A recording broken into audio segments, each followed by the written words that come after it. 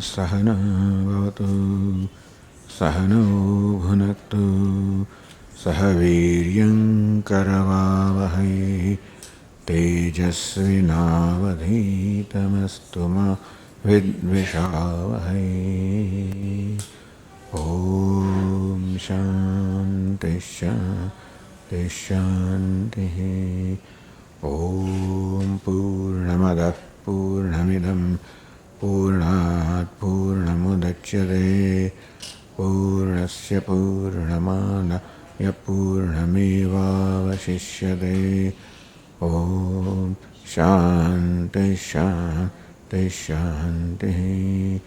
ॐ वाङ्मे मनसि प्रतिष्ठिता मनो मे वाचि प्रतिष्ठितम् आविराविर्म एधि वेदस्य मणिस्थः श्रुतं मे मा प्रहासीः अनेनाधीतेन अहोरात्रान् सन्दधामि ऋतं वदिष्यामि सत्यं वदिष्यामि तन्मामवतु तद्वक्तारमवतु अवतु माम् अवतु वक्तारमवतु वक्तारम्। ॐ शान्ति शान्ति शान्तिः।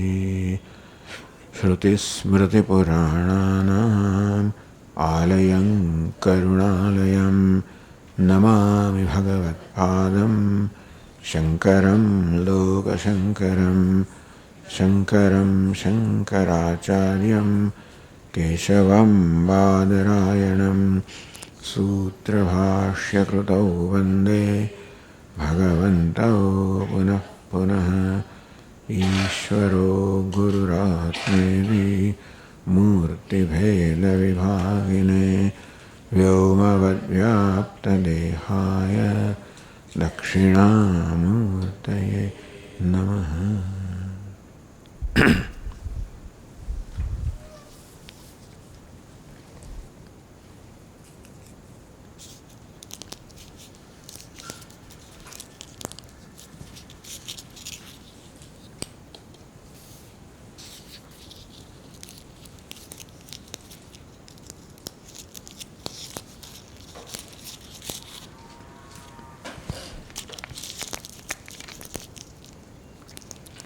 राजा नांगीचकार एतत् स्वजातेः अधमत्वतः गुरुत्वं नास्ति मे तुभ्यं ब्रह्म विज्ञापयाम्यहम्। રાજાએ ગુરુના પદનો સ્વીકાર ન કર્યો.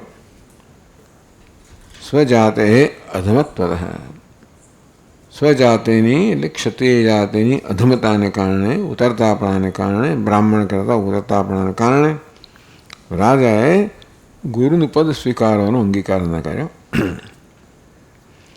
ગુરુત્વમ નાસ્તિ મે,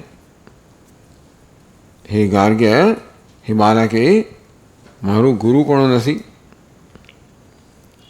તુભ્યમ બ્રહ્મ વિજ્ઞાપયામ્યહમ, છતાં પણ હું તમને બ્રહ્મનું જ્ઞાન કરાવીશ. એટલે ગુરુ બન્યા એટલે આચાર્ય પદે તો તમે સ્થાપિત થયા છો. તેથી એ પદ ભલે રહ્યું, છતાં પણ હું બ્રહ્મનું જ્ઞાન કરાવીશ. ઇત્યુક્ત્વા પાણિના વિપ્રમ આદાય અંતઃપુરમ આદાય અંતઃપુરં ગતઃ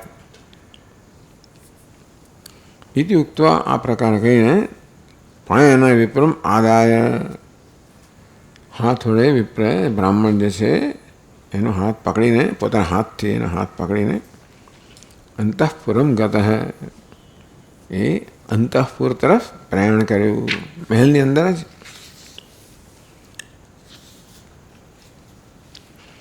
એનું પ્રયોજન શું હતું? રાજાનું શું પ્રયોજન હતું? સૂત્રાત્મા એવ પરબ્રહ્મ પ્રાણો જીવયતિ ઈદૃશ બાલાકે નિશ્ચય. બાલાકેનો આ પ્રકારનો નિશ્ચય હતો. સૂત્રાત્મા એ પરમ બ્રહ્મ, સૂત્રાત્મા એટલે સમષ્ટિ પ્રાણ, એ જ પરમ બ્રહ્મ છે, એ ચેતન છે તત્વ. પ્રાણને ચેતન તત્વ માનવામાં આવતું હતું, કારણ કે એ તો બહુ સ્પષ્ટ છે જ કે પરમ તત્વ ચેતન છે. એ પરમ તત્વ કોણ? એ પરમ તત્વ છે. શું એ પરમ તત્વ છે એનો નિશ્ચય કરવાનો છે. તો પોતાના પક્ષે એ પ્રકારનો નિશ્ચય કરીને ગાર્ગ્ય આવ્યો છે કે સૂત્રાત્મા એવ પરમ બ્રહ્મ.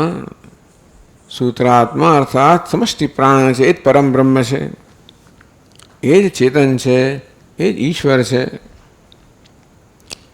પ્રાણો જીવ હોય અને પ્રાણ અર્થાત જે વ્યષ્ટિ પ્રાણ છે, વ્યષ્ટિ ઉપાધિમાં પ્રાણ છે એ જીવાત્મા છે, સમષ્ટિ ઉપાધિમાં કે સમષ્ટિ પ્રાણ છે એ ઈશ્વર છે અથવા બ્રહ્મ છે, પરમ બ્રહ્મ છે. इति ईदृशः बालाके निश्चयः. આવો બાલાકેનો નિશ્ચય છે. તસ્ય આ નિશ્ચય ખોટો છે. પ્રાણ તો અચેતન છે. આમાં પ્રાણની એક વિશેષતા એ છે ને કે પ્રાણ ગતિમાન છે. પ્રાણને આત્મા માનવાનું કારણ શું છે કે પ્રાણ આપી આ સમગ્ર ઉપાધિમાં પ્રાણ ગતિમાન છે. એટલું જ નહીં, પરંતુ મૃત્યુ સમયે પ્રાણ પ્રયાણ કરતો હોય છે. એ આપણે જોઈ શકીએ છીએ. આ વ્યક્તિ જીવંત હતી ત્યારે શ્વાસોશ્વાસ લેતી હતી અને હવે શ્વાસ બંધ થઈ ગયો એટલે પ્રાણ ચાલી ગયો, એટલે આત્મા ચાલી ગયો. આવું સામાન્ય સમજ છે બધાની છે. એ બીજી કોઈ ઉપાધિમાં બીજો કોઈ અંશ જે ચલાવવાના હોય પ્રાણની જેમ આવું ચાલતો હોય. ઇન્દ્રિયો બધી સ્થિર છે, દેહ સ્થિર છે, પ્રાણથી ચાલે છે. પણ આમ દેખીતી જોઈએ તો પ્રાણ કેવો છે? ગતિમાન છે. અને તેથી પ્રાણ જે ગતિ ધરાવે છે પોતાને કારણે જ ધરાવે છે એવું સ્વાભાવિક માની લેવાય. ન પ્રાણેન ન અપાનેન મૃત્યુ જીવતી કશ્ચન અન્ય નૈવ તો જીવંતી. એટલે જ કઠોર કે પ્રાણથી કે અપાણથી માણસ જીવંત નથી, અન્ય કશાક તત્વથી જીવંત છે. આવું આપણને કહેવું પડે. તો આ માટે આપણને શાસ્ત્ર જોઈએ, ગુરુ જોઈએ. કારણ કે બધાનું આ પ્રકારનું નિરીક્ષણ હોય કે પ્રાણ જીવ છે. એ છે તો જીવંતતા છે, ચેતનતા છે. એ નથી તો ચેતનતા નથી, જીવંતતા નથી. આપણે પ્રાણ ચેતન છે, જીવ છે. સમષ્ટિ સ્તરે પ્રાણ, સમષ્ટિ જીવ એટલે ઈશ્વર છે. વ્યષ્ટિ સ્તરે વ્યષ્ટિ જીવ છે. બાલાકીનો આ પ્રકાર નિશ્ચય તેની ઉપાસનાથી પણ થયેલો હતો. આવો નિશ્ચય બધાને હોય છે. તસે વ્યાવૃત્ય નિશ્ચય થયો એટલે પોતે એમ માને છે કે આ જ સત્ય છે, એમનો નિશ્ચય. પછી એ નિશ્ચયને પોતે પડકારવાનું નથી અને એવું કશું થતું પણ નથી જેથી આપણે નિશ્ચયને પડકારીએ. બે સૂરજ પૂર્વમાં ઉગે છે અને પશ્ચિમમાં આથમે છે, આપણો નિશ્ચય છે. એ નિશ્ચયને પડકારવું કશું આપણે જેનું બનતું નથી, જેથી આપણે એ નિશ્ચયને પડકારી શકીએ. તેમ બાલાકીના નિશ્ચયનો પડકાર એવું કશું બનતું નથી. અર્થાત એવું કંઈ ન થાય કે બાળકને સ્વયં એવું લાગે કે મારો નિશ્ચય ખોટો છે, તો જ આ ગુરુની શાસ્ત્રની જરૂર પડે. કોઈ સંજોગ એવું લાગે કે મારો નિશ્ચય ખોટો છે તોય જરૂર પડે. પણ આવો નિશ્ચય બાલાકી ધરાવતો બધા લોકો આવો નિશ્ચય ધરાવે છે. અને એ નિશ્ચયને કારણે એથી આગળ કોઈ પ્રકારનું અન્વેષણ થતું નથી. જેવી રીતે ન્યૂટનના જમાનામાં જે નિયમો હતા આ જગતને સત્ય માનીને રચાયેલા હતા અને એ નિયમો જગતની ઘટનાઓને સમજાવતા હતા મોટે ભાગે. લગભગ 300 વર્ષ એને પડકારવાનું કારણ જ નહોતું. એવું કશું બને જેને કારણે આ નિયમો આપણને એ ઘટનાની સમજ ન આપી શકે, અથવા એ નિયમને કારણે ઘટના જે બને છે એ તો ઉલટી રીતે બનવી જોઈએ, જુદી રીતે બનવી જોઈએ, ત્યારે પછી પ્રશ્ન થાય. અહીં તો એવો પ્રશ્ન થતો નથી. તસ્ય વ્યાવૃત્યય તમ સ્પષ્ટમાહ. અને તેથી આ એના અભિપ્રાયનું નિશ્ચયનું નિરાકરણ થાય.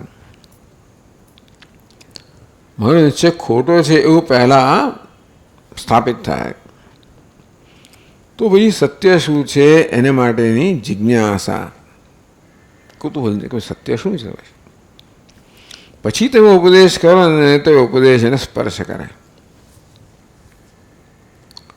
ભૂખ ના લાગે તો ખાઓ તો તમે બહુ એનો અર્થ નથી રહેતો, પણ જ્યારે જિજ્ઞાસા જન્મી હોય અને પછી ઉત્તર આપવામાં આવે ત્યારે એ ઉત્તર સ્પર્શ કરે. એટલે એવું બધું રાજા કરવા માગતો હતો. સુષુપ્તે પુરુષે પ્રાણ નલિન ચક્ષુરાદિવત.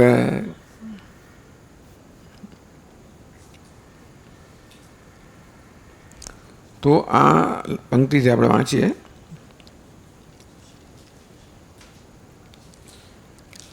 સુષુપ્તે પુરુષે પ્રાણ નલીનશ્ચક્ષુરાદિવત જીવશ્ચેત પ્રતિબુધ્યેત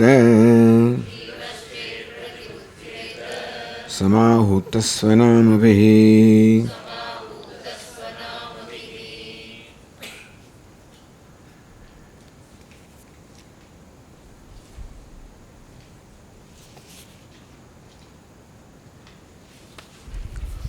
સુષુપ્તે પુરુષે પ્રાણ ન લીન ચક્ષુરાદિવત.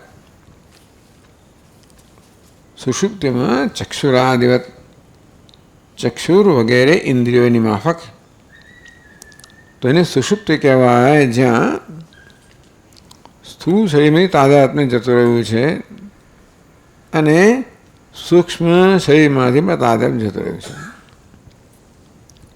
એટલા માટે જ્ઞાનેન્દ્રિયો, કર્મેન્દ્રિયો બધી પોતપોતાના કારણમાં લીન થઈ ગઈ છે. મન પણ અજ્ઞાન બી પોતાના કારણમાં લીન થઈ ગયું છે. આ લયની અવસ્થાને સુષુપ્તિ કહેવામાં આવે છે. તો જ્યાં બધી ઇન્દ્રિયોનો લય થઈ ગયો છે, મન બુદ્ધિનો લય થઈ ગયો છે, ત્યારે પણ પ્રાણનો લય થતો નથી. એ પણ એક બહુ જ મહત્વની વસ્તુ છે. પ્રાણ પોતાનું કાર્ય ચાલુ રાખે છે. એટલા માટે જ આ દેહ જીવંત રહે છે. એને કારણે દેહની બધી જ પ્રક્રિયાઓ બધી અંદરથી ચાલુ જ રહેતી હોય છે. આ એક અગત્યની ઘટના છે કે સુષુપ્તે પુરુષે પ્રાણ ન લીન. સુષુપ્ત વ્યક્તિમાં આ પ્રાણ લીન થતો નથી. ચક્ષુરાદિવત, ચક્ષુ વગેરે ઇન્દ્રિયો જેમ લીન થઈ જાય છે તેવી રીતે આ પ્રાણ સુષુપ્તિમાં લીન થતો નથી. તેથી એ અવસ્થાનો અહીંયા પ્રયોગ તરીકે ઉપયોગ કરવામાં આવે. જીવશ્ચેત પ્રતિબુદ્ધ્યેત સમાહૂત સ્વનામભિઃ. આ પ્રાણ જીવ હોત, ચેતન હોત, અહીંનો એ જીવાત્મા હોત, કરતા ભોગતા હોત, તો પછી જો એને નામ લઈને બોલાવવામાં આવે, સમ્યક આહુત સ્વનામભિઃ, તો એ પ્રાણના નામથી જ્યારે એને સંબોધન કરવામાં આવે ત્યારે પ્રતિબુદ્ધિ એ જાગી જાય. પ્રાણ સમજે ને કે મને કહ્યું કે ઉઠ, તો પ્રાણ ઉઠી જાય. ઇતિ મત્વા, આગળ કહે છે, ઇતિ મત્વા હ્વયત પ્રાણમ શાસ્ત્રીયૈસ્તસ્ય નામભિઃ નોત્તસ્થૌ સપમાન કિંતુ શિષ્ય એવાત્ર પૂર્વવત.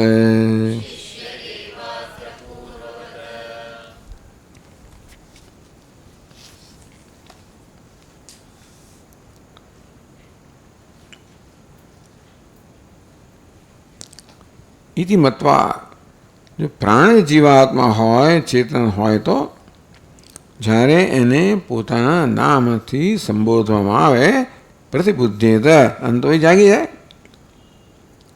ઇતિ મત્વા, આ વસ્તુ મનમાં રાખીને, એટલે કે આ વસ્તુને ધ્યાનમાં રાખીને કે કારણ કે ગાર્ગ્ય માને છે કે પ્રાણ આત્મા છે, તો ગાર્ગ કે બાલાક્યના મત પ્રમાણે પ્રાણ આત્મા હોય તો પછી એના નામથી સંબોધવામાં આવે તો જાગી જાય. ઈત મત્વા પ્રાણમ આહ્વયત શાસ્ત્રીય તસ્ય નામ અભિ. તો પ્રાણ એ શાસ્ત્રીય નામ છે જે આગળ કહેવામાં આવ્યા. ઉપાસના સંદર્ભમાં પ્રાણ ચંદ્રના નામ કહેવામાં આવ્યા. અને આ ચંદ્ર છે એ પણ રસાત્મક છે, પ્રાણ પણ છે, અને માટે એક જ એમના અધિષ્ઠાન દેવતા માનીને ચંદ્રના નામથી પ્રાણને બોલાવવામાં આવ્યો. બૃહન પાંડરવાસ સોમરાજન્નિતિ. હે બૃહન, એ સર્વમાસ્તદપી અધિક પ્રાણ. પ્રાણ એટલે સંબોધન હે બૃહન, બધાથી અધિક છે, બધાથી મહાન છે તું, એવો એ પ્રાણ. પાંડરવાસ, પાંડરા આપ વાસસી યસ્ય તે પ્રાણસ્ય. જળજનનો વાસ છે, જળજના વસ્ત્રો છે એટલે શ્વેત વસ્ત્રધારી. સોમ, હે સોમાત્મક પ્રાણ. તો સોમજનો આત્મા છે, ચંદ્રજનો આત્મા જેવો એ પ્રાણ. રાજન, જે વિરાજમાન છે, દીપ્તિમત પ્રાણ, હે દીપ્તિમાન. ઇતિ, આ પ્રકારે પ્રાણના જે શાસ્ત્રીય નામો છે એ નામો વડે એ જીવાત્મા જે છે એને સંબોધવામાં આવે.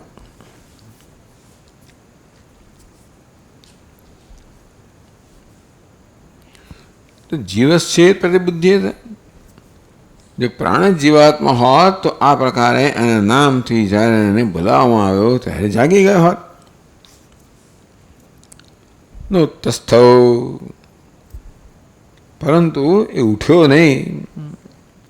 સૌહ તુષ્ણીમ એવ શિષ્યે, એ તો શાંત જ રહ્યો. સબ સંબોધિત પ્રાણ ને બૃહન પાંડરવાસ સોમરાદિની પ્રકારે સંબોધિત કરવામાં આવ્યો. એ પ્રાણ તો તુષ્ણીમ એવ શિષ્ય, એ તો શયનમ ચક્રે શિષ્ય, એટલે એ તો ઊંઘતો જ રહ્યો.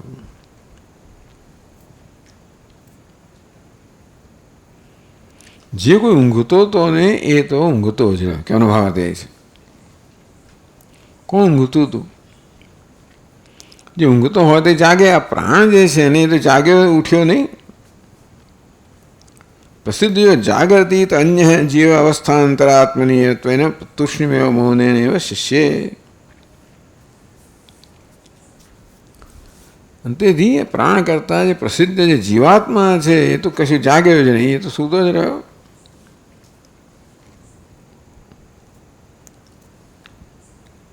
તતો હોય એનમ યષ્ટ્યા અવિચિક્ષેપ. ઉપનિષદ કહ્યું ત્યાર પછી એને લાકડીથી ફટકારવામાં આવ્યો. હું થયું ને સફાળો જાગી જાય. અગત્યની વસ્તુ એ હતી, સફાળો જાગી જો. આમ વીજળીની જેમ જાગી ગયો, વીજળીની જેમ આત્મા આવી ગયો. એ પછી એનો એ પાછળથી એ વસ્તુનો પણ ઉપયોગ થશે. એટલા માટે ધીમે ધીમે કહ્યું હોત તો જાગ્યો હોત ખરો, પણ હવે એ ક્યાંથી ને ક્યાંથી આવ્યો ભગવાન? આ તો એકદમ સફાળો જાગી ગયો. ક્યાંથી આવ્યો? સતત એવા સમુતસ્થ, તો એને જ્યારે લાકડીથી ફટકારવામાં આવે તારી તો વાત, ત્યારે સશયાન પુરુષ જે કોઈ ઊંઘતું હતું. પ્રાણ વ્યતિરિક્ત યષ્ટિપાદ સંજાત વેદના.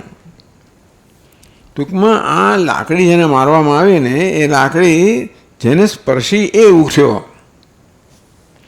યષ્ટિપાદ સંજાત વેદના. પોતાને લાકડીનો પ્રહાર થયો એ જાતની સંવેદના જેનામાં જન્મી એ ઉઠ્યો. પ્રાણમાં સંવેદના જન્મે નહીં, એટલે પ્રાણમાં સંવેદના હોત તો ઉઠી ગયો હોત. એટલે પ્રાણ તો આત્મા નક્કી થઈ ગયું. પ્રાણ સિવાયનો કોઈ આત્મા છે જેને આ લાકડીના પ્રહારથી જેને આવી સંવેદના થઈ અને તેથી જાગી ગયો. તદાનીમેવ ન તો કાલાંતરે તરત જ ઉઠી ગયો. સફા એવું નહીં કે હમણાં જ લાકડી મારીને પછી 5 મિનિટ પછી ઉઠ્યો.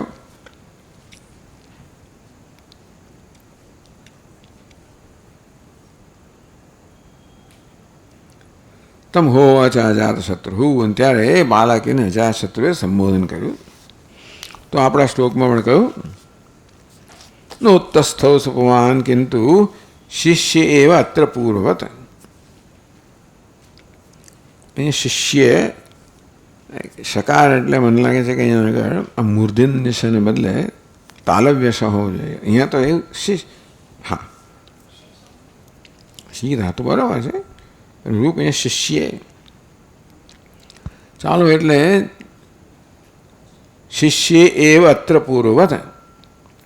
તો જ્યારે સંબોધન કરવામાં આવ્યું ત્યારે તો પહેલાં જે ઊંઘતો જ રહ્યો. પછી કહે છે યશ્ચાસૌ તાડિતઃ સુપ્તઃ સમુત્તસ્થૌ ત્વરાન્વિતઃ યથા ભસ્માવૃતો વહ્નિઃ વાયુના જ્વાલ્યતે તથા.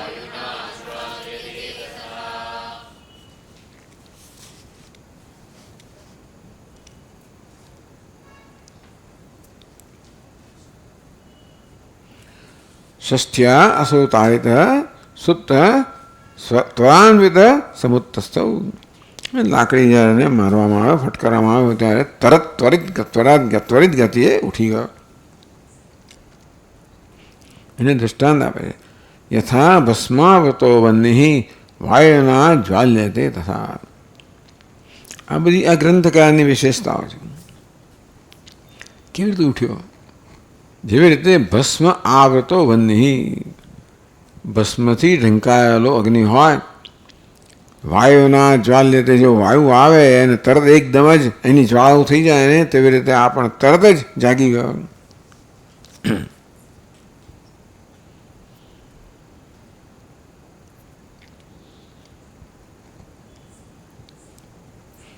તો આમાંથી શું બોધ લેવાનો અહીં ગ્રંથમાં ક્યાં છે? ઉપનિષદમાં કહ્યું નથી, અહીં કહેવામાં આવે છે કે આ દ્વારા આપણે શું બોધ લેવાનો. તો કહે છે પ્રાણો નાત્મા બોધહીન ઘટવદ્યસ્તુ બુધ્યતે ઇન્દ્રિય સહિતો ભોક્તા જીવોસૌ ચેતનત્વતઃ.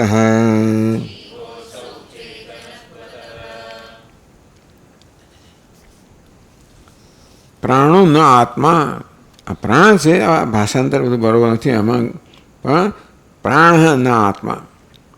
પ્રતિજ્ઞા કરી કે પ્રાણ છે ને, એટલે કે આ પ્રયોગ પરથી પ્રાણના નામ લઈને સંબોધવામાં આવવા છતાં પણ આ વ્યક્તિ ઉઠી નહીં, આ માણસ ઉઠ્યો નહીં.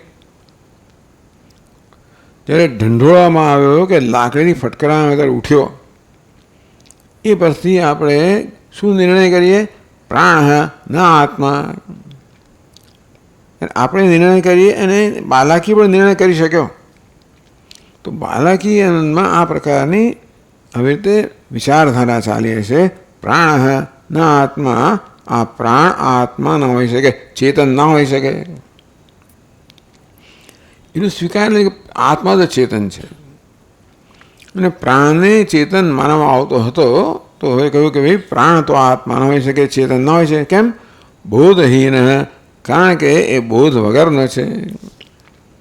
એ ચૈતન્ય વગરનો છે. બોધ નથી, અહીંયા ચૈતન્ય કે ચેતનતા અર્થાત અચેતન છે. કેમ? ઘટવત, ઘટવત એવો પ્રાણોનો આત્મા. કારણ કે જેમ ઘડો આત્મા નથી તેવી રીતે આ પ્રાણ પણ આત્મા નથી. ઘડો અચેતન છે પણ આત્મા નથી, પ્રાણ પણ અચેતન છે પણ પ્રાણ પણ આત્મા નથી. બહુ સીધી અહીંયા આગળ તર્ક છે.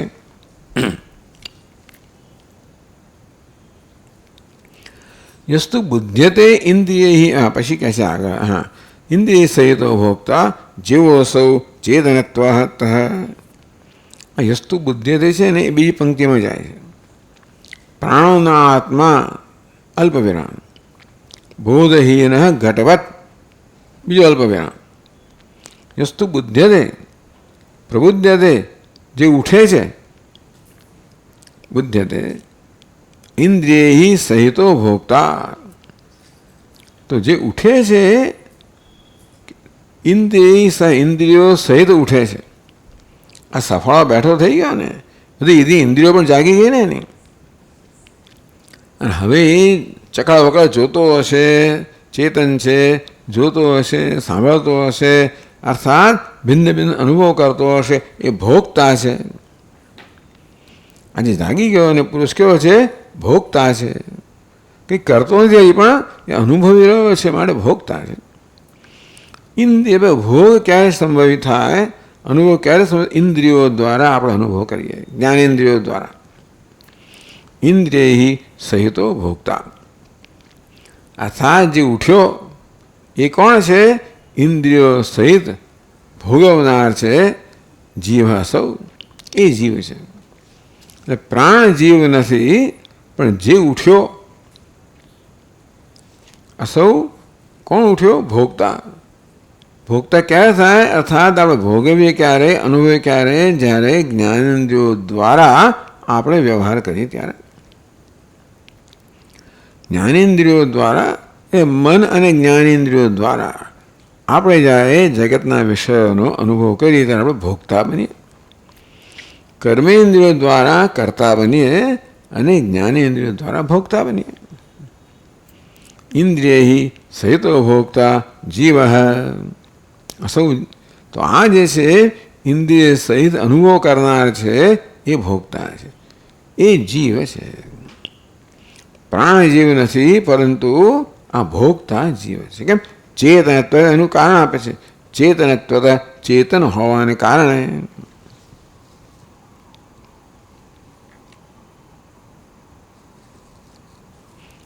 સુષુપ્તિ કાલે ઇન્દ્રિયાદીનામ લયાત ઉપાધિકો જીવ ન બુદ્ધ્યતે. તો કોણ ઊંઘતું હતું અને કોણ જાગ્યું? પ્રાણ તો ઊંઘતો નહોતો અને પ્રાણ જાગ્યો પણ નહીં. જે ઊંઘતો તો એ જાગ્યો. સુષુપ્તિ કાલે ઇન્દ્રિયાદીનામ લયાત. આપણે સુષુપ્તિ કોને કહીએ? ઇન્દ્રિયાદિ. ઇન્દ્રિય મન બુદ્ધિ બધાનો લય થઈ જાય એ અવસ્થાને સુષુપ્તિ કહેવામાં આવે છે. તો દુપા તો થયું શું કે ઇન્દ્રિયો જાગી ગઈ ખરી, પણ આપણે શું કહીએ? જીવાત્મા જાગ્યો. આ ઇન્દ્રિય રૂપી ઉપાધિ ધરાવનાર ચેતનને જીવ કહેવામાં આવે છે. જીવ કોણ છે? એટલે સૂક્ષ્મ શરીર રૂપી ઉપાધિ ધરાવનાર, સૂક્ષ્મ શરીરમાં અહમભાવ ધરાવનાર, એમાં પ્રતિબિંબિત ચૈતન્ય, એ જીવ કહેવાય.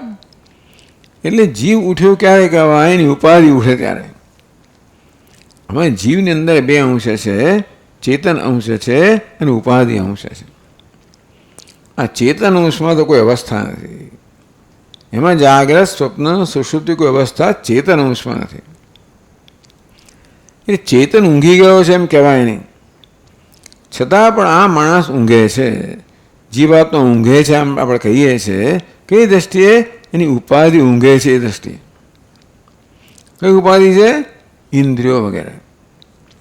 તેથી સુષુપ્તિ કાળે ઇન્દ્રિયાદીનામ લયાત. સુષુપ્તિ સમયે ઇન્દ્રિયો વગેરે ઇન્દ્રિયમાન બુદ્ધિનો લય થઈ જાય છે. તો ઉપાધિકો જીવો ન બુદ્ધ્યતે. એટલા માટે ઇન્દ્રિયો રૂપી ઉપાધિ ધરાવનાર જીવ છે એ જાગતો નથી. આપણે શું કહીએ ભાઈ, સુષુપ્તિમાં આ માણસ જાગતો નથી. કોણ જાગતું નથી? ઇન્દ્રિયો જાગતી નથી, મન બુદ્ધિ જાગતા નથી. એટલે આપણે શું કહીએ કે જીવાત્મા જાગતો નથી. જીવાત્મા કયો અંશ જાગતો નથી? જીવાત્માનો ઉપાધિ અંશ જાગતો નથી. પણ આપણે ઉપાધિ દ્વારા જ એનો નિર્દેશ કરીએ છીએ. મારે એમ કહીએ એ ઊંઘી ગયો છે. એટલા માટે તદુપાધિકો જીવ ન બુદ્ધ્યતે. ઇન્દ્રિયરૂપી ઉપાધિ ધરાવનાર જીવ જાગતો નથી. સુષુપ્તિમાં એ જાગતો નથી, જાગ્રત નથી. એમ કહો કોણ ખરેખર ઇન્દ્રિયો જાગ્રત નથી. આપણે શું કહીએ? જીવાત્મા જાગ્રત નથી. કેમ? કારણ કે ઇન્દ્રિયરૂપી ઉપાધિ ધરાવનાર ચેતન અંશ તો જાગતોય નથી ને સૂતોય નથી. પણ પેલી ઉપાધિ અંશ જાગે છે. આપણે કહીએ ચેતન પણ જાગ્યો. ઉપાધિ અંશ સૂઈ જાય કે ચેતન સૂઈ ગયો, આત્મા સૂઈ ગયો, આત્મા જાગ્યો. એટલા જ માટે આત્મા કયો આત્મા છે ને એ બધી વસ્તુ નિર્ણય કરવા માટે આ પ્રયોગ છે. કેવું એટલે કેટલી બધી ઉત્તમ વસ્તુ છે આ કેવો સરળ પ્રયોગ છે અને છતાં કેટલો બધો ચમત્કારિક છે કે બસ આ ભાષ્યકાર તો બહુ જ લાંબા ભાષ્યો લખ્યા છે આ બધામાં. પછી સરળતાથી સમજાવ્યું કે ભાઈ એને ભાષા બધા કેટલા પૂર્વ પક્ષને કેટલા બધા ઉત્તર પક્ષને કેટલી ચર્ચાઓ કરી, ખૂબ બધી છણાવટ કરી છે ત્યાં. હમણાં આશ્ચર્ય થાય કે આવી એક સાદી વસ્તુ કે માણસ ઊંઘી ગયો અને જાગ્યો એના માટે ભાષ્યકારે કેટલા બધા પક્ષો ઊભા કરીને કેટલા શરીર આત્મા છે, ઇન્દ્રિયો આત્મા છે, પ્રાણ આત્મા, સૂક્ષ્મ શરીર આત્મા છે, મન આત્મા વગેરે વગેરે ઘણા પક્ષો બધા લીધા. પણ યષ્ટિ તાળને ઇન્દ્રિયના ઉદ્બોધે, યષ્ટિ તાળને લાકડી દ્વારા તાડન કરવામાં આવ્યું, પીટવામાં મારવામાં આવ્યો અને ત્યારે ઇન્દ્રિયના ઉદ્બોધે ઇન્દ્રિયો જે સૂઈ ગઈ હતી એ જાગી. સમજ પડી ને? તત્સહિતો જીવ અને તેથી ઇન્દ્રિયરૂપી ઉપાધિ ધરાવનારો જીવ પણ જાગી ગયો એમ કહેવાય. આ પણ સમજવું જોઈએ આપણે. તૈસ જીવ વિષયાન અવગચ્છતિ. એ ચેતન જે છે એ કોઈ વિષયનો અનુભવ કરતો ન હતો. સુષુપ્તિમાં જ્યારે જાગી ગયો ત્યારે ઇન્દ્રિયો જાગી ગઈ. માટે હવે ઇન્દ્રિયો દ્વારા જે આપણે જાગ્રત અવસ્થા કહીએ આ સ્થૂળ વિષયનો અનુભવ કરે છે.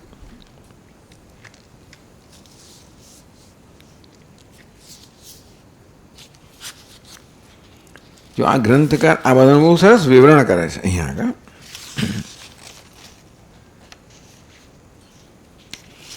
હવે મુંડકોપનિષદમાંથી એક મંત્ર છે અહીંયા ઉદ્ધૃત કરવામાં આવ્યો શબ્દશઃ. દ્વાસુપર્ણેતિ મંત્રેણ ચેતનો દ્વાઉદીરિતો તયોરન્યતરો ભોક્તા અનસ્નન્યઃ પ્રકાશતે.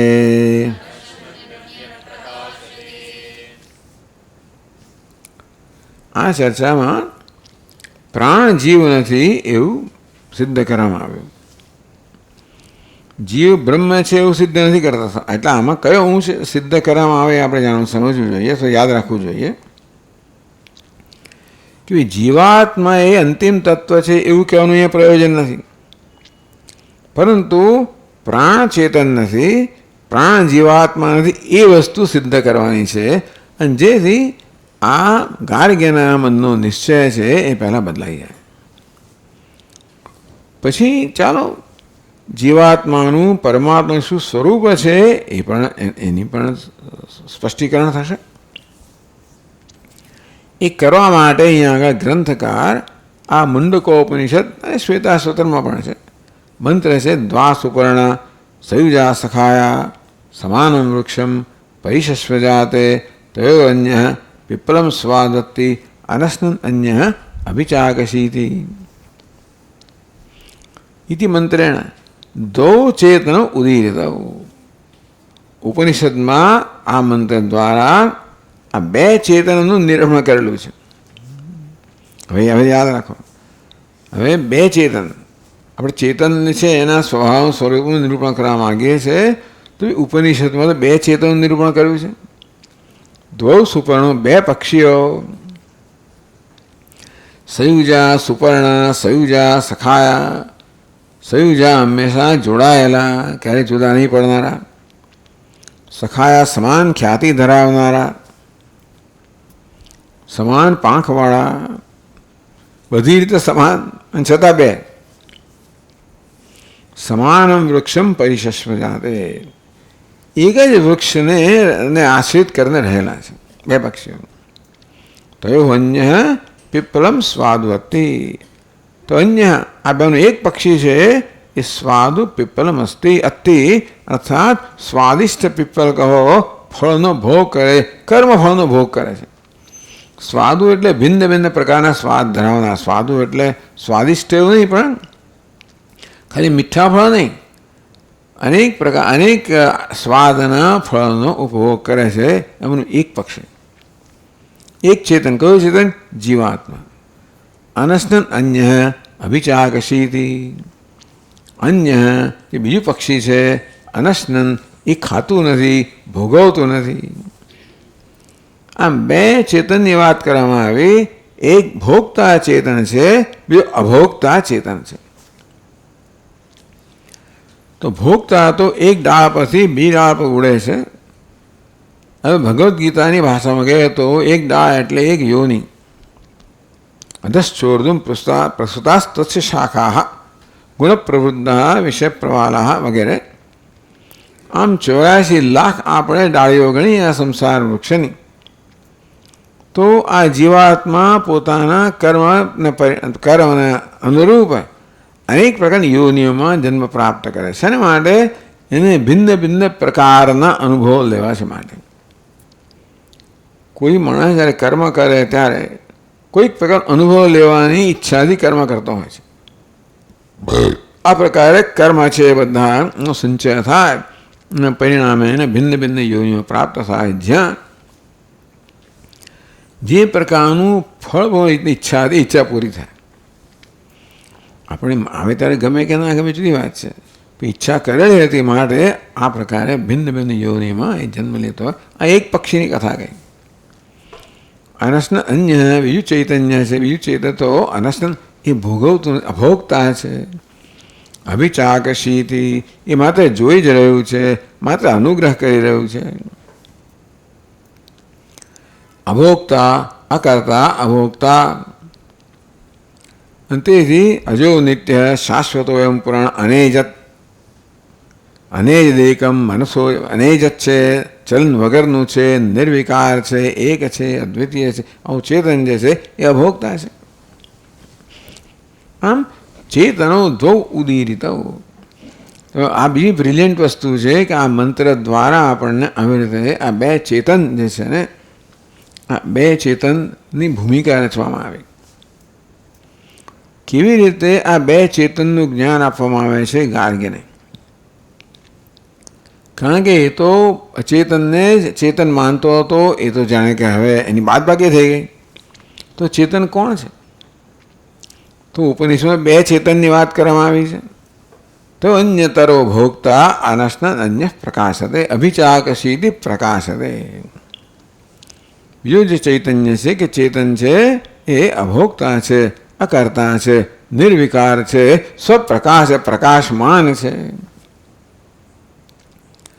અર્થાત પોતાને પ્રકાશિત કરે છે, અન્ય સર્વને પ્રકાશિત કરે છે. એ માત્ર પ્રકાશ સ્વરૂપ છે, ચૈતન્ય સ્વરૂપ છે. માત્ર હવાપણું જ એનો ધર્મ છે, જેની હાજરીમાં આવું થઈ રહ્યું છે. માયા અધ્યક્ષેણ પ્રકૃતિ સુએ તે ભગવાન માયા અધ્યક્ષેણ, હું અધ્યક્ષ હતો, માત્ર પ્રકાશમાન છું. મારામાં કોઈ પ્રવૃત્તિ નથી, કોઈ સંકલ્પ નથી, કોઈ વિકાર નથી, માત્ર છું, હવાપણું જ છે. અને સ્વપ્રકાશ ચૈતન્ય, સ્વપ્રકાશ હવાપણું, એવા બીજો ચૈતન્ય છે. અનસ્ન અન્ય પ્રકાશતે એટલે અભિચાક શીતિનો અર્થ કર્યો પ્રકાશતે, એ પ્રકાશમાન છે. બસ એના પ્રકાશમાં હોવાથી બધું થઈ જાય છે.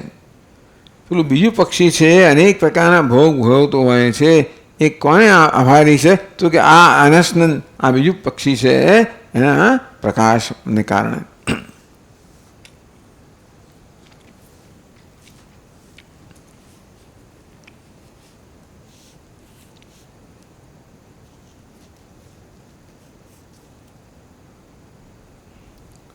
અન્ય અનશન કેવલમ સાક્ષી સન પ્રકાશતે. જો ચેતન છે કેવો છે? માત્ર સાક્ષી છે, માત્ર પ્રકાશમાન છે. અને એના ચેતનસ્ય ભોક્તૃત્વ ન જડસ્થિતિ સ્થિરીકૃતમ. પહેલાં આટલો નિર્ણય થવો જોઈએ કે ભાઈ આ કોણ ભોગતા છે? તો કે ચેતન ભોગતા છે, અચેતન ભોગતા ન હોઈ શકે. પ્રાણ કેવો છે? અચેતન છે, માટે ભોગતા ન હોઈ શકે, ચેતન જ ભોગતા હોઈ શકે. એટલે આમ પ્રાણની સંપૂર્ણ બાદ બાકી થઈ ગઈ.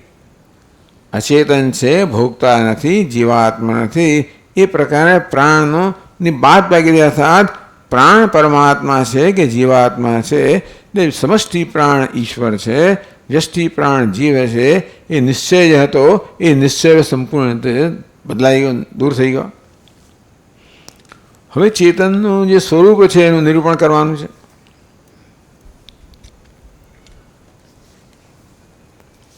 તો આટલું સ્થિરીકૃતમ, આટલું સ્પષ્ટ થયું, સ્થિર થયું, નક્કી થયું. હવે આગળ કહે છે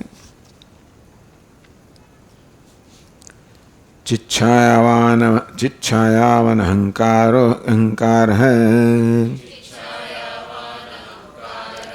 વ્યાપ્તો જાગરણે પુમાન ઇન્દ્રિયૈર્વિષયાન ભુંક્તે તમ ભોક્તારમબુધ્યત.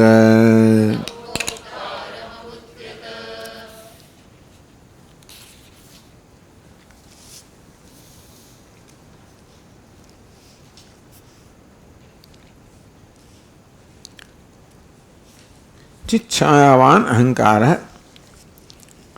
અહંકાર શું છે? અહમ વૃત્તિ ચિચ્છાયાવાન, ચિત્તનું પ્રતિબિંબ જે ઝીલનાર છે, ચિત્તનું પ્રતિબિંબ ઝીલનાર છે, ધરાવનાર છે, એ અહમ વૃત્તિને અહંકાર કહેવામાં આવે.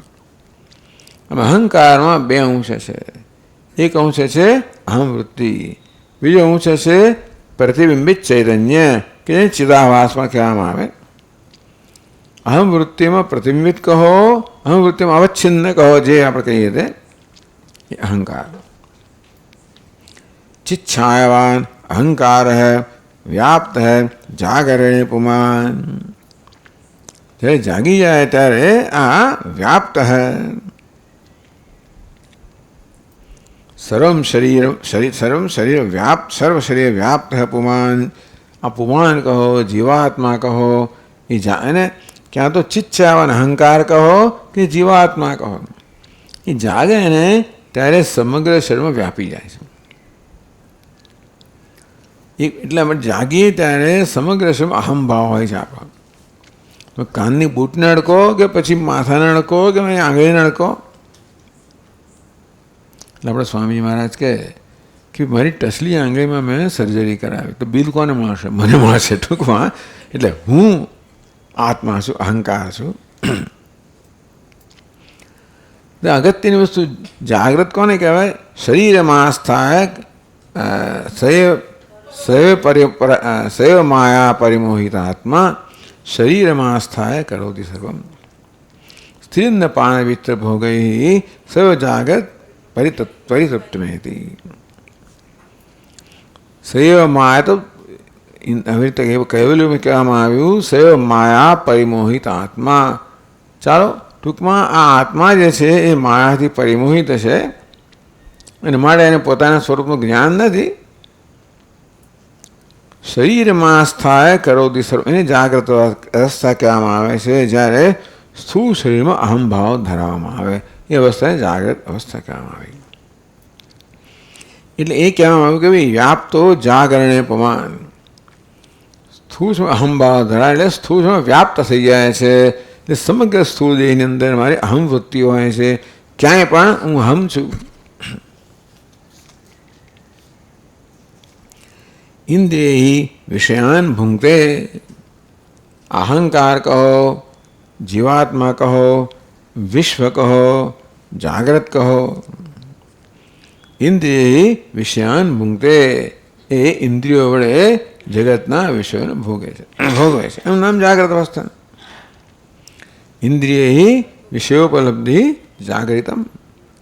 જ્ઞાનેન્દ્રિયો વડે આ જગતના સ્થૂળ વિષયનો અનુભવ કરવો અવસ્થાને જાગ્રત અવસ્થા કહેવામાં આવી.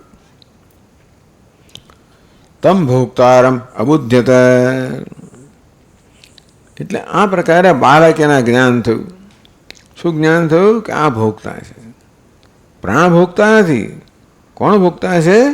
આ જીવાત્મા ભોગતા છે. એટલે કે ચિચ્છાયા ધરાવનાર અહંકાર જે છે, જે સમગ્ર સ્થૂળ શરીરમાં વ્યાપ્ત છે, અને તેથી જાગૃત થયો, ઉઠ્યો, જાગૃત અવસ્થા અનુભવી રહ્યો છે, જે ઇન્દ્રિયો દ્વારા જગતના સ્થૂળ વિષયનો અનુભવ લઈ રહ્યો છે, એ ભોગતા છે. એવું જ્ઞાન બાળકીને થયું. તમ ભોગતારમ અબુધ્યત. આમ આ કાર્ય શીખી રહ્યો છે. રાજોપદેશાત પ્રાણાત્મ નિશ્ચય તસ્ય નિવૃત્ત હેતિ ભાવ. આમ રાજા ઉપદેશ નથી આપ્યો હજી. એ કે છું હું જ્ઞાન કરાવીશ, ઉપદેશ આપ્યા વગર જ. તો ચાલો, એટલે રાજાએ જે ઉપદેશ આપ્યો, આ ઉપદેશ આપવાની પદ્ધતિ છે. ઉપદેશ આપ્યા વગર આ પ્રયોગ થયો, પ્રાયોગિક વસ્તુ થઈ. એ પરથી ગાર્ગ્ય સમજી શક્યો કે આ ભોગતા જીવાત્મા છે. જે પ્રાણ જીવાત્માનો નિશ્ચય હતો એ નિશ્ચય દૂર થઈ ગયો, અને ચેતન ભોગતા જીવાત્મા છે એ નિશ્ચય થઈ ગયો. એટલે ભોગતા અહીંયા આત્મા સિદ્ધ કરવાનું પ્રયોજન નથી. પ્રાણ આ આત્મા નથી એ સિદ્ધ કરવાનું પ્રયોજન છે. કારણ કે બાળકીના મનમાં એવો નિશ્ચય હતો કે પ્રાણ જ જીવાત્મા છે. સમષ્ટિ પ્રાણ ભાઈ ઈશ્વર હોય, પણ વ્યષ્ટિ પ્રાણ જીવાત્મા છે. જે નિશ્ચય હતો એ નિશ્ચયનો સંપૂર્ણ રીતે બદલાઈ ગયો અથવા નિવૃત્ત થઈ ગયો. એની ભાવ. એટલે શું થયું?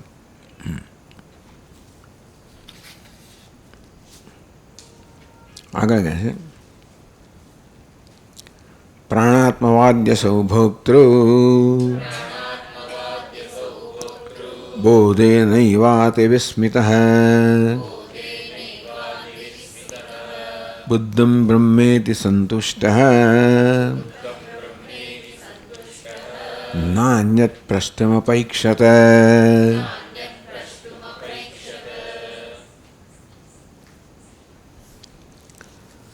પ્રાણાત્મવાદી અસૌ. બાળકીનું વર્ણન કેવું કરવાનું? પ્રાણાત્મવાદી. પ્રાણ આત્મા છે પેલા વાદ કરનાર, પ્રાણને આત્મા માનનાર અસૌ. આજે બાળકી છે ભોગતૃ બોધે, તો કોઈ પ્રાણ તો ભોગતા નથી. આ જીવ છે ભોગતા છે, ચેતન છે. એને બોધ અતિ વિસ્મિત, અત્યંત વિસ્મય પામ્યો. આ તદ્દન કંઈ, એટલે એને આશ્ચર્ય કે શું વાત છે. આખી જિંદગી સુધી મેં એની ઉપાસના કરી પ્રાણની, અને તમે આટલું જ ના સમજો કે પ્રાણ અચેતન છે. એ તમે કઈ મોટી વસ્તુ એકદમ આમ કંઈ તમારી નજર બહાર જ જતી રહે. મેં યાદ કરવું પડશે, પણ પેલો આપણો શેરલોક હોમ્સ અને એનો મિત્ર હતો વોટસન. એકવાર કે એ લોકો વનમાં ગયા હશે અને પછી કંઈ કેમ્પિંગ કરતા હશે, એમણે ટેન્ટ બાંધ્યો, બંને સૂઈ ગયા.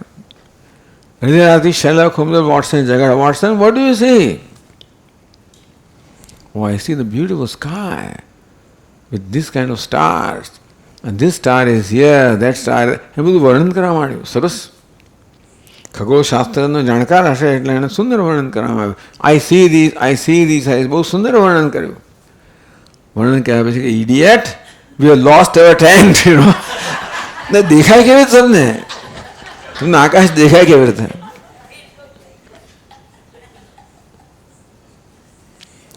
ઓબ્વિયસ વસ્તુ છે, પણ એ આપણી નજરમાં આવતી નથી, આખી જિંદગી જતી રહે. અને છતાં જે અત્યંત સ્પષ્ટ થવું જોઈએ એ આપણે સમજાય, એની તરફ નજર જ ના જાય તો વિસ્મય થાય. શું વાત કરે છો, ટાઈમ જતો રહ્યો, શું વાત કરે, શું વાત કરો છો? આ જીવાત્મા ભોગતા છે, પ્રાણ ભોગતા નથી. અને તેથી આ પ્રકારે ભોક્તૃબોધેન એવ, બસ આટલા જ બોધ અત્યંત વિસ્મિત થઈ ગયો, એની વિસ્મય થયો. અને બુદ્ધમ બ્રહ્મેથી સંતુષ્ટ, બે વસ્તુ થઈ. એક તો પ્રાણ આત્મા નથી, આખી જિંદગી જે માનતો હતો પ્રાણ ચેતન નથી, એ જાણીને ત્યાં વિસ્મય થયો કે મેં કેવી રીતે આ વસ્તુ મારા ધ્યાનમાં આવી જ નહીં. હવે ધ્યાનમાં આવ્યું કે આ જીવાત્મા છે, આ ચેતન છે. અને તેથી બુદ્ધમ બ્રહ્મ એથી સંતુષ્ટ, એને સંતોષ થઈ ગયો, મેં બ્રહ્મને જાણ્યો. એ પ્રાણને બ્રહ્મ જાણતો હતો, હવે આ ચેતન છે, આ ચેતનનો આ સ્વભાવ છે, એટલે જીવાત્મા જે ચેતન છે એ જ બ્રહ્મ છે. એ પ્રકારે એને જ્ઞાન, એને તો મને જ્ઞાન, બ્રહ્મનું જ્ઞાન થયું, સંતુષ્ટ. પેલા પ્રાણ આત્માથી વિસ્મય થયો અને જીવાત્મા બ્રહ્મ છે સંતોષ થયો.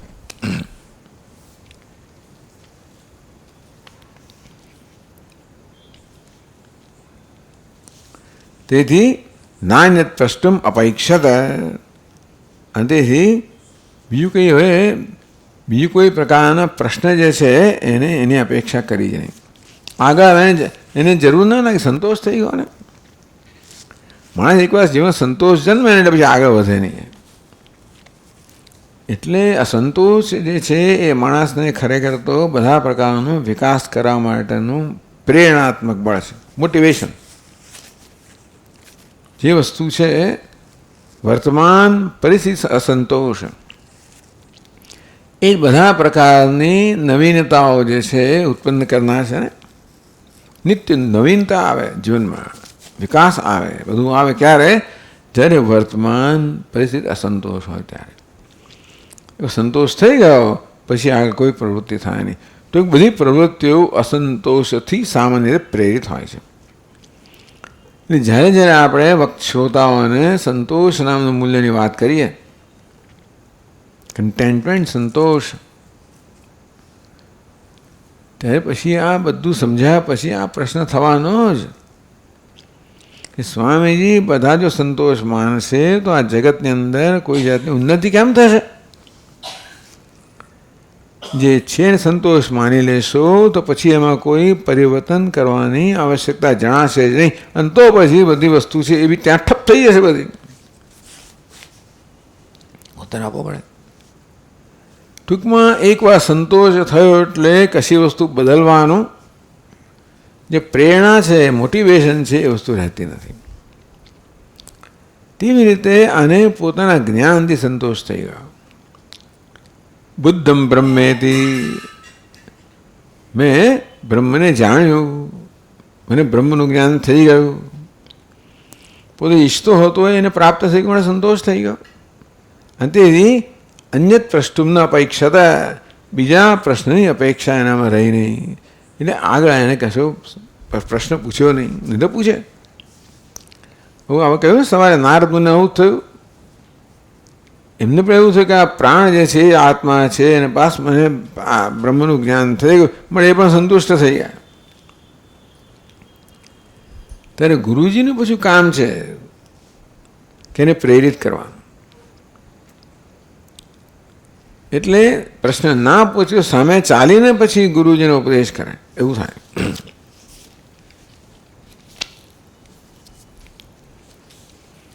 તો હવે આગળ શું થયું કહે છે?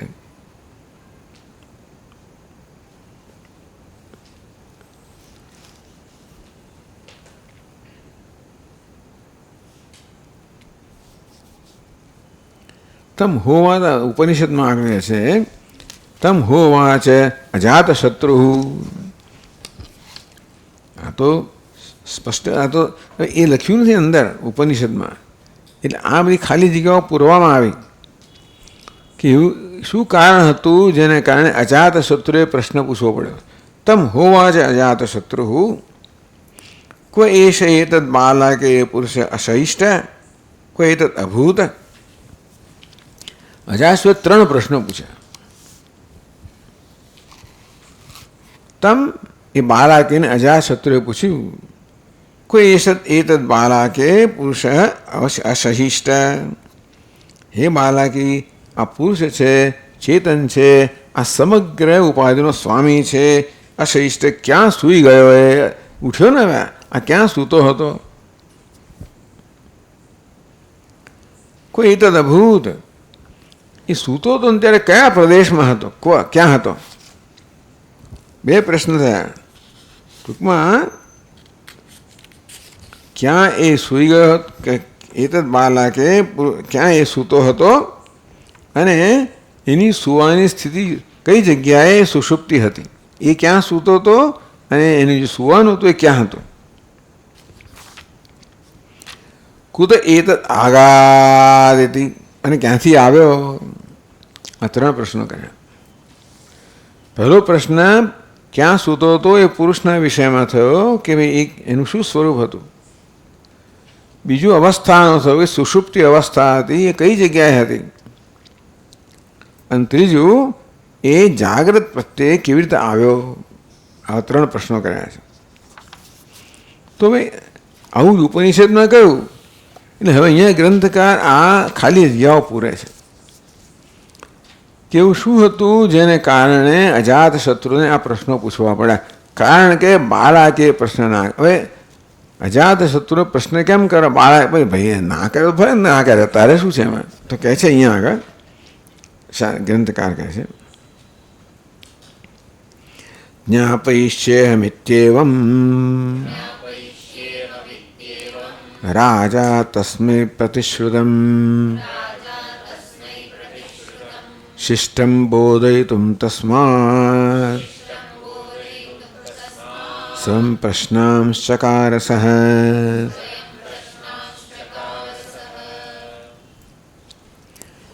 રાજાએ વચન આપ્યું હતું અહમ જ્ઞાપયિષ્યે, હું ભાઈ તમને જ્ઞાન કરાવીશ. હવે એને એમ કે મને જ્ઞાન થઈ ગયું. રાજા જાણે કે જ્ઞાન થયું નથી. તો રાજાએ પ્રતિજ્ઞા કરેલી ભાઈ તને થઈ ગયો ઘેર જા. તો ના એવું નહીં. હવે આ ગુરુની છે, રાજા એ પોતાની ફરજ સમજે છે. મેં જે વચન આપ્યું એનું પાલન કરવાનું છે. શું વાત? જ્ઞાપયિષ્યે, હું તને જ્ઞાન કરાવીશ. ઇતિ એવમ રાજા તસ્મૈ પ્રતિશ્રુતમ. ટૂંકમાં રાજાએ આ પ્રકારે કહ્યું હતું, જે વચન આપેલું હતું એ વચન પાળવા માટે સિસ્ટમ બોધયિતુમ, હજી જે જાણો બાકી, સિસ્ટમ એટલે જે બાકી છે તે શેષ કહેવાય. શિષ્ટ એટલે શું બી જાણવાનું બાકી છે. એટલા માટે આ ગ્રંથકારે પેલો મુંડકોપનિષદનો મંત્ર છે એને ઉદ્ધૃત કર્યો. એ મંત્રમાં એટલે કહ્યું પણ ખરું કે ચેતનો દ્વૌ ઉદીરિતૌ. એ મંત્રમાં 2 ચેતન છે, એ 2 ચેતનનો નિર્દેશ કરવામાં આવ્યો છે. એમાં એક જે છે તયો અન્ય ભોગતા, એમાં એક ચેતન જે ભોગતા છે એનું જ્ઞાન આપવામાં આવ્યું. એ જ્ઞાન એને થઈ ગયું કે પ્રાણ ભોગતા નથી, પરંતુ આ જે અહંકાર છે જે સમગ્ર દેહમાં વ્યાપેલો છે, જાગ્રત છે, એ ભોગતા છે, એ જ્ઞાન થયું. 2 ચેતન છે ભાઈ, એક નથી. પહેલાં મને ચેતનનું જ્ઞાન થયું કે નહીં, બીજો છે ને પાછો. કયો છે? અનષ્ટ અન્ય પ્રકાશ હતે. બીજો ચેતન છે ને એનું જ્ઞાન નથી થયું, તેને કરાવવું પડે ને. શિષ્ટ એટલે શું? બાકી રહ્યું. આ 2 ચેતનનું જ્ઞાન આપવાનું છે. આ બધી વસ્તુ તો અહીં તમે જુઓ તો જ સ્પષ્ટ થાય. કેવી ઉત્તમ રીતે આનું અહીંયા આગળ ધીમે ધીમે નિરૂપણ કરવામાં આવે છે. કઈ જગ્યાએ આ મંત્ર ઉદ્ધૃત કરવો. શિષ્ટમ બોધયિતુમ, જે બાકી રહ્યું છે ને એનો બોધ કરવા માટે. બાકી શું રહ્યું? તો કે 2 ચેતન છે એનો નિર્દેશ કરવામાં આવ્યો. મને એક ચેતનનું જ્ઞાન આને થઈ ગયું અને બે ચેતનનું જ્ઞાન થવાની જરૂર છે, નહીતર પછી એને જીવનમાં હમણાં ભલે સંતોષ થઈ ગયો હોય, પછી લાગે કે આ તો બરાબર નથી ભાઈ, નામ ભોગ્યમ પશ્યામી, આ વસ્તુ પર્યાપ્ત નથી. આ જીવાત્મા બ્રહ્મ હોય પણ જીવાત્મા તો ઊંઘી જાય છે, જાગે છે, એમાં પરિવર્તન થાય છે, એની અવસ્થાઓ છે. તો આ પ્રકારનું પરિવર્તન પામનાર તો નિત્ય ના હોય, અને માટે અમર ના હોય, અમૃત ના હોય, અભય ના હોય, બ્રહ્મ ના હોય, એવું પછી થાય ને. અત્યારે ભલે સંતોષ થઈ ગયો, પણ રાજા જાણે છે કે આ જ્ઞાનથી એને કોઈ સ્થાયી સંતોષ થવાનો નથી. એટલા માટે પોતે જે પ્રસ્તાવ કરેલો કે હું બ્રહ્મનું જ્ઞાન આપીશ, એ જ્ઞાનમાં બંને ચેતનનું જ્ઞાન જે છે ને એ બંને ચેતનના જ્ઞાનનો સમાવેશ થાય, જીવાત્માનું અને પરમાત્માનું. શિષ્ટમ બોધયતુમ તસ્માત, અંતેથી જે પોતે પૂરેપૂરું કહેવાનું છે એમાં જે બાકી રહી ગયું, કયો પેલો બીજો ચેતન જે છે અનસ્નન્ય, તો અભિચાકશી કે પ્રકાશતે, તમ બોધયતુમ, એનું બોધ આપવા માટે તસ્માત સ્વયં પ્રશ્ન સકારસ, એને જ પ્રશ્ન કર્યો. એને કહે છે કે સ્વપ્રતિજ્ઞા પરિપાલન શિષ્ટસ્ય શિષ્ટત્વમ ચત્ર કારણમ ઇતિ ભાવ. સ્વપ્રતિજ્ઞા પરિપાલન, પોતે કરેલી પ્રતિજ્ઞા કે હું તને જ્ઞાન કરાવીશ એનું પાલન કરવા માટે, અને આ શિષ્ય છે એ શિક્ષા યોગ્ય છે. આ છે ને ભલે ગમે તો હોય, મૂર્ખ હોય તો શું, એ આગળ કહેશે, પણ શિક્ષા યોગ્ય છે. જ્ઞાન માટે કે ઉપદેશને યોગ્ય છે. ઉપદેશ યોગ્ય ના હોય તો ઉપદેશ ના થાય. પણ એક તો પોતે પ્રતિજ્ઞા કરી છે. આમાં એવું થયું કે ઇન્દ્રને પ્રતદનના કિસ્સામાં ઇન્દ્ર પ્રતિજ્ઞા કરી, મારે પ્રતદન યોગ્ય હોય કે ના યોગ્ય હોય એને બોધ આપવો જ પડે. મનમાં એમાં આવી ભાંજગઢ ચાલી, અવઢવ ચાલી કે ભાઈ આ બ્રહ્મવિદ્યા ગમે તેને અપાય નહીં ને, અમે તો આપી દીધું ને વચન ને, એનામાં યોગ્યતા છે કે નહીં એની કસોટી કર્યા વગર, ચકાસણી કર્યા વગર કેમ થાય, પણ મેં વચન આપી દીધું. અહીં એટલું તો છે કે બાલા કે જિજ્ઞાસુ તો છે, મળે શિષ્યપણું એનામાં છે, એટલે શિક્ષણની યોગ્યતા ધરાવે છે. એની ઘણી યોગ્યતાઓ જોઈએ, એટલે એનામાં ભાઈ પાંડિત્ય હોવું જોઈએ, એ બધું નહીં હોય કદાચ. આ પ્રકારનું પાંડિત્ય, એક પ્રકારનું પાંડિત્ય હતું, પછી બીજા પ્રકારનું જે પાંડિત્ય જોઈએ આપણે ના પણ હોય એનામાં.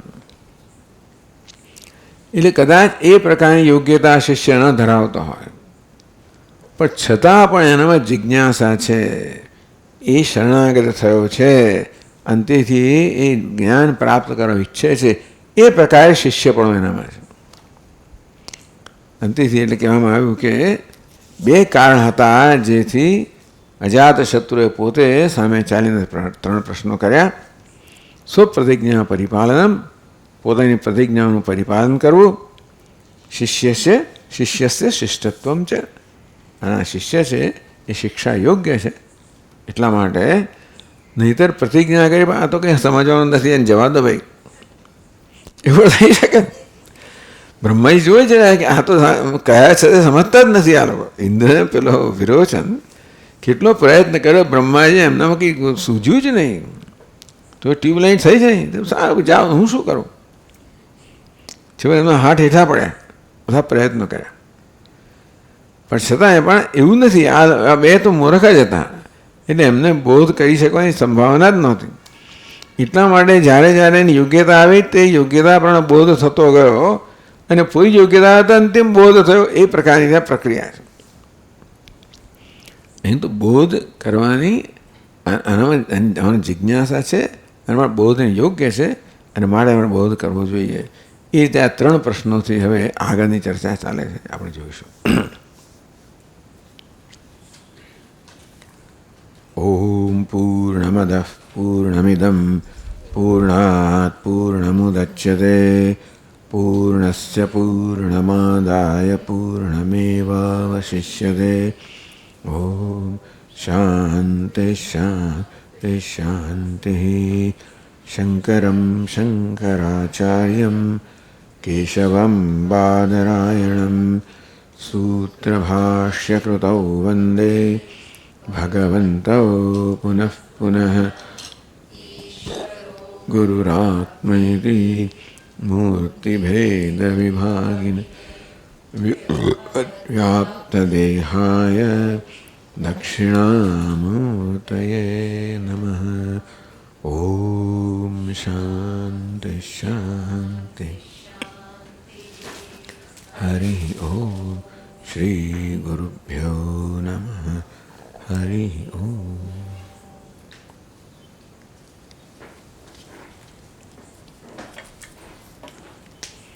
ગઈકાલની આજે પણ પુસ્તકોનો પરિચય આપવામાં આવશે.